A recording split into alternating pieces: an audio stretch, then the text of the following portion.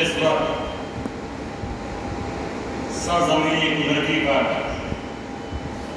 ہندوستان کی ایک مائناز ہستی تشریف فرما ہے اور وہ اپنے بیان اور تقریر سے جہاں سامعین کو مستفیض فرما رہے ہیں وہی اسی کے ساتھ ساتھ وہ اپنا ذریعہ ایجاد ہموار کر رہے ہیں۔ ان کا تعارف کرانا اس لیے ضروری میں سمجھتا ہوں کہ اس وقت یہ پروگرام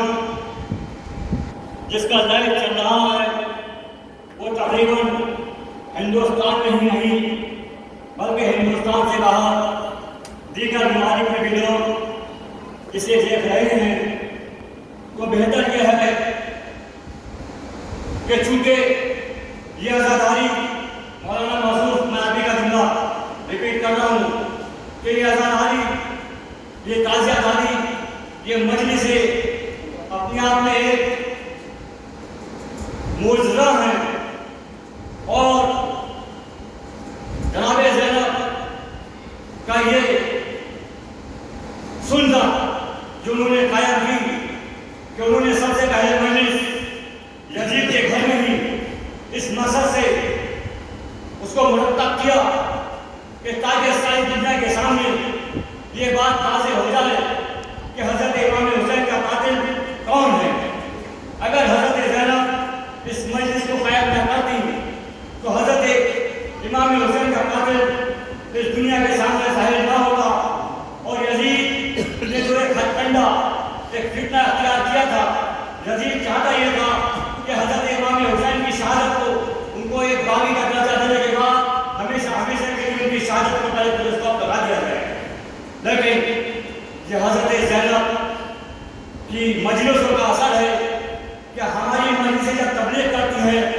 اور جب لوگ اس کو دھیان سے سنتے ہیں، یہ فرض اعضاء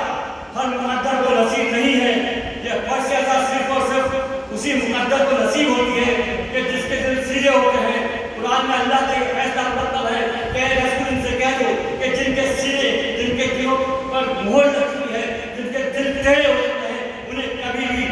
ہدایت حاصل نہیں ہو سکتی۔ مولانا محسوس جنہوں نے ایک مسلک دیوبند میں پیدا ہوئے اور مسلک دیوبند جو ہندوستان کا سب سے بڑا مسلک ہے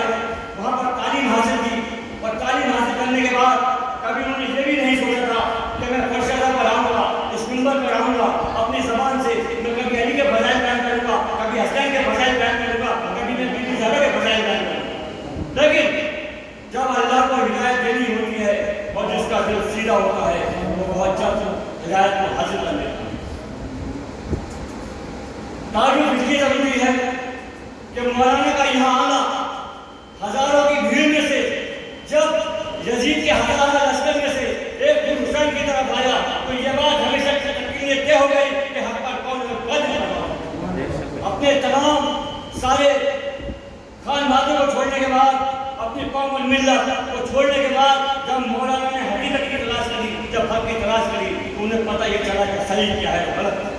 انہوں نے صرف یہ سوچنے کے بعد یہ نہیں سوچا کہ اگر میں دنیا امام حسین کی محبت میں، علی کی محبت میں اگر دنیا کو چھوڑوں گا تو میری دنیا کیا ہو جائے گی، مجھ سے میرا خانوادہ میرا رشتہ دار بھی ہو جائے گا۔ لیکن انہوں نے خانوادے کی اپنے عزیز و اقربا کی محبت کو بڑھائے طاقت کے بعد میں حضرت امام حسین سے اور حضرت علی سے محبت کرنے کے بعد میں اور علی کے عشق میں متاثر ہونے کے بعد میں جب وہ اس منبر پر بولتے ہیں تو اب چونکہ نام جہاں کا جمال الدین تھا، جب انہوں نے اپنا نام جمال حیدر رکھا تو اب مولانا صاحب یہ جمال حیدر نہیں بول رہا بلکہ یہ حیدر کا شباب بول رہا ہے، بلکہ یہ حیدر کا نائب بول رہا ہے، بلکہ یہ حیدر کا قائد ہے۔ اور ہمارے لیے سب سے بڑی چیز کی بات یہ ہے کہ اتنے بڑے مسلک کا آدمی جہاں پر بہت آسانی کے ساتھ اپنے عقیدے کو، اپنے مذہب کو، اپنی سوچ کو، اپنی فکر کو نہیں بدلتا، لیکن وہی مولانا صاحب نے صرف اور صرف ایسے موقع پر کہ جہاں مولانا صاحب کی ایک شیعہ اسلائی اشری سے ایک شیعہ سے جب لفظ تراوی کے اوپر مسئلہ تراویح کے اوپر بحث ہوتی ہے تو باقاعدہ مولانا صاحب ادھر سے جو گئے تھے اس شیعہ کو یہ مطمئن کرنے کے لیے گئے تھے کہ میں سے یہ بتاؤں گا کہ واقعی تراویح جو ہے وہ رسول اللہ کی سنت ہے. اور مولانا صاحب کا مقصد یہ بھی تھا کہ میں جہاں تک چاہ رہا ہوں بلکہ اس کے عقیدے کو بدل جاؤں گا. لیکن حالت اس کے برعکس ہے. جب مولانا صاحب وہاں سے اٹھے تو جو مولانا صاحب عقیدہ بدلنے کے لیے گئے تھے وہاں عقیدہ بدلوا کے نہیں بلکہ اپنا عقیدہ بدلنے کے بعد میں آئے. یہ ہے مولانا صاحب کی کام. اور وہ 3 شعر بالکل تازہ ہے یہ اور آپ کے حالات کو مد نظر رکھتے ہوئے اسے رقم کیا ہے. مطلب دیکھیں کہ تم نے لٹا کے اس طرح اپنی یہ کائنات تم نے لٹا کے اس طرح اپنی یہ کائنات شبیر اپنے نانا کی رکھی ہے تم نے بات. اور یہ اگلا شعر جو ہے یہ آپ کے لیے کہ تم نے لٹا کے اس طرح اپنی یہ کائنات شبیر اپنے نانا کی رکھی ہے تم نے بات. اور منصف مزاج جو بھی ہے اس کائنات میں منصف مزاج جو بھی ہے اس کائنات میں دیکھا گیا ہے دوست و شبیر کے وصال دیکھا گیا ہے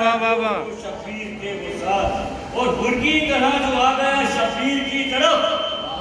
یہ بھی آتی ہے کہ بھرکی طرح جو آ گیا شبیر کی طرف اس کو نجات مل گئی اور مل گئی حیات. اس کو نجات مل گئی اور مل گئی حیات.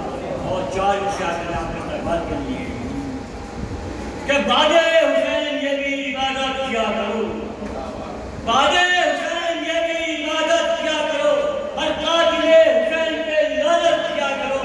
کہ بادے حسین یہ بھی عبادت کیا کرو ہر قاتل حسین پہ لعنت کیا کرو. ہم کو دیا یہ درس ہمارے امام نے ہر قاتل حسین کی عزت کیا کرو.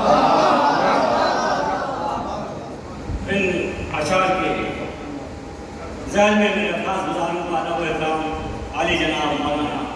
جمال صاحب سے گرمائیں.